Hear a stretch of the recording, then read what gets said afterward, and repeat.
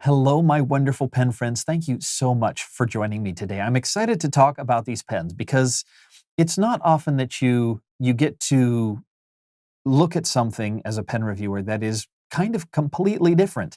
And these pens are completely different. So they are from a new to me company called Benu pens, which is based in Russia. And this is the first time I have used a Russian-made pen. It's kind of exciting, a little different from what I normally do.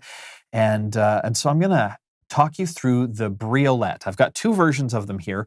Both of these pens were provided free of charge for review and giveaway purposes, so I will be doing giveaways of these at some point in the future. And before I get into the review, people always ask me, how do I enter your giveaways?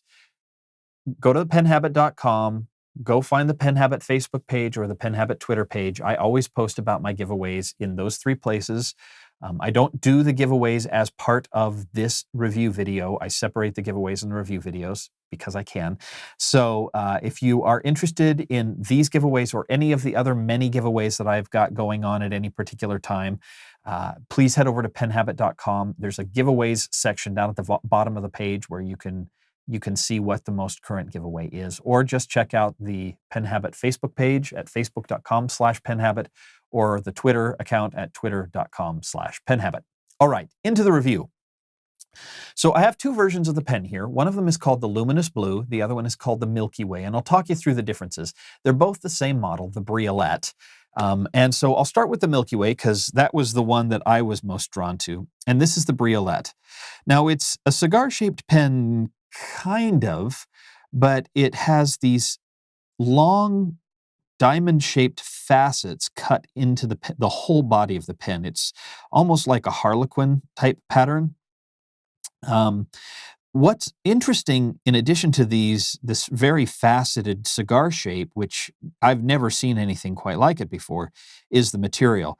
This is a resin that is exclusive to Benu pens, and it's swirled black with purple glitter and silver glitter in larger chunks. And there's quite a bit of depth and sparkle and shine here. This is a flashy pen. This is the kind of pen that will get attention from you. So if you like understated pens, this is not going to be the pen for you. But the purple's nice and vibrant. The silver really stands out. And this one is called the Milky Way. Set that aside, and this one is called the Luminous Blue. And you may wonder, why is it called Luminous Blue when the ends are white? Well, that's because these ends glow in the dark. So after exposure to bright light for about an hour, if you take this pen into the dark, the ends do, in fact, glow blue. It's hard to photograph, so I don't know if I'm going to be able to get a photograph of it glowing, but I have seen it, and it does happen. And they have the same kind of silver star pattern swirled throughout here against a black background. It's kind of cool. I'll set the Luminous Blue aside and kind of talk through the Milky Way for the rest of the design. So the center has a small band here, which is part of the cap, and it just says Benu, which has been etched in a kind of Art Deco font. Under that, you have a pretty deep step down and some heavy block threads, and then a tapering black resin section. And then you come to this small number 5-ish sized Schmidt nib, and it does not have a breather hole. It's got a plastic feed underneath, and the pen is international standard cartridge and converter. I believe this probably could be used as an eyedropper. You'd have to put some pretty thick goop on the threads of the tenon, simply because I don't believe that these threads are as tight and as close together as some of the other threads I've seen, but I think it's probably doable with a decent helping of silicone grease. I haven't tried it because, as I say often, I don't eyedropper my pens unless I have to. The one thing I will say is I feel like the nib feels a little undersized for the size of the rest of the pen. It just feels a little out of proportion, like this taper's just a touch too much for me. But it's very comfortable in the hand. The section is long enough that the threads and the step down are way, way above my grip, and it doesn't need to be posted, which is good because, in fact, it cannot be posted. There's no way to post this pen. So if you are the kind of person who has to post a pen, this is not going to be the pen for you. But if you like a slightly narrower grip and you like sparkly, shiny purple things, this is a pen for you, certainly. Okay, so both of the pens are the same size. The other thing I will do a quick call out is you can get these pen stands, which are kind of look like rock crystal. They're very, very cool, faceted crystal kind of a thing, and then the pen just sits in them like this on your desk. So if you want a little desk stand for your pen, this is a pretty neat one, and it fits perfectly. It's clearly made to fit this. You can fit other pens in there if you need to, but it's not quite as nice. So, and the luminous blue one comes with a blue. Well, it comes with two. You can either get a clear one or a luminous blue, excuse me, or you can, and then this one comes with the Milky Way. So the stands are kind of my favorite part of the pen. The pens are nice, but I really like these stands. They're cool. They look good, and they catch some attention if you put them out on your desk. So those are the pens. Let's do a bit of writing, and then we will come back and talk about price. But before we do that, some measurements and comparisons.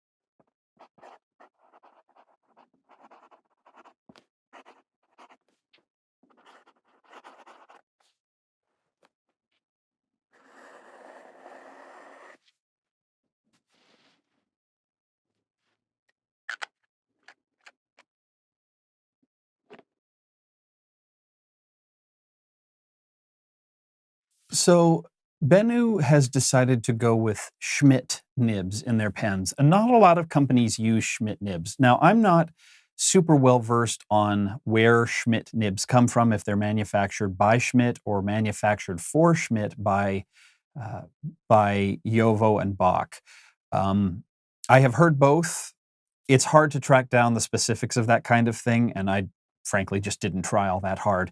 What I will say is that while both of them write fairly well, neither of them have an amazing writing experience. They're good, but they're not great. Both tend to be a little on the the feedbacky side, probably like a 3 out of 10 instead of a 1.5 to 2 out of 10 like I prefer. It's not unpleasant, particularly in this pen. Both of these are medium nibs. In this pen, it tends to be a little bit smoother and a little bit less feedback heavy, which makes it a pleasant writing experience. If you're the kind of person who likes to feel the paper, then I feel like this experience is pretty good. And I haven't had hard starts or skipping with either of the nibs. So I will say that in that respect, they're pretty good. The nib on the Milky Way does tend to run just a little bit more on the dry side than some of the other ones. And it does have a slightly finer nib. So here's the ink flow on this one. It's not terrible. It's a little more feedback heavy and a little bit drier overall. This also, to be fair, has been inked for about a month and a half now. And I did that on purpose. I had 2 of them, so I inked one up early and let it kind of sit around not being used. So I don't think that this is a pen necessarily that if you're the kind of person who inks it up and then doesn't use it for 6 weeks, 8 weeks, it'll probably write, but it may not write as well as if you as if you used it on a fairly regular basis. But it's really comfortable in the hand. It's well adjusted, especially this one. And I think if I were to clean this out and re-ink it, it would go back to being a slightly wetter ink flow, which I like. And that would probably help lubricate some of it. Now, were these mine to keep, I would probably increase the ink flow a touch more and certainly would smooth the nib tips out a little bit. I do like a smoother writing experience and a wetter writing experience for my personal preferences. But if you're using less good paper, if you're using poor quality paper or you've got inks that tend to be a little problematic or run a little wet, this would be a really good pen for them. It's eye-catching, it's comfortable in the hand. It's a very interesting writing experience at a very interesting price. So one of the things that I've said often is that I feel like there is a gap in the fountain pen world price-wise that there just aren't a lot of entrants into right now. We get a lot of the $50-ish pens and under, and then we have a big jump up around $120 to $150. But that in-between range, that $50, $60 up to $100, there just doesn't seem to be a ton in that space. Especially from smaller manufacturers. A lot of manufacturers, if they're smaller batch, they end up getting around $100 to $150 for their entry-level pens because it's smaller batch and they do a lot more hand finishing, that sort of thing.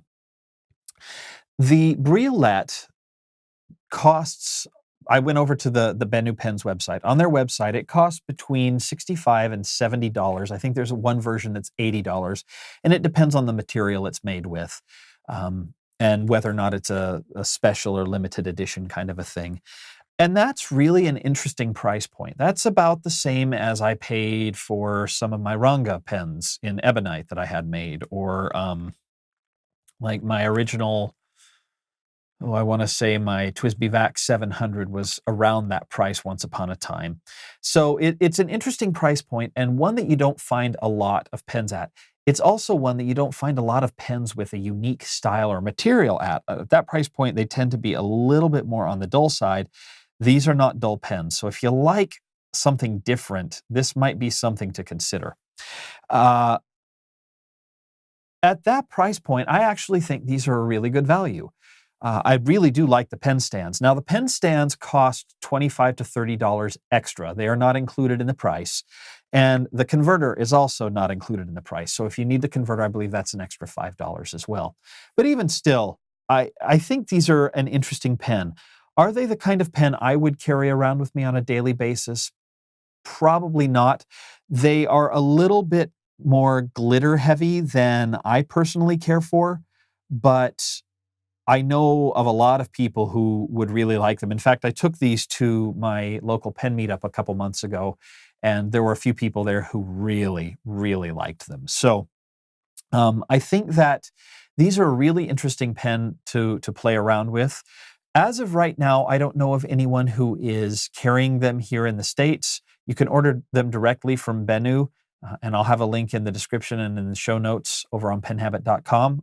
additional pictures as well over on penhabit.com. So if you're interested in giving these a try, you really ought to. I'd love to hear your thoughts if you've tried them out as well. So thank you so much for watching. Hopefully you enjoyed this review. Thank you to Benu for providing these pens for review and giveaway purposes. And keep an eye out on penhabit.com or on the Penhabit Facebook or Twitter pages for information about the giveaway. Otherwise, thank you so much for watching, and we will see you here soon on another pen review video. Take care.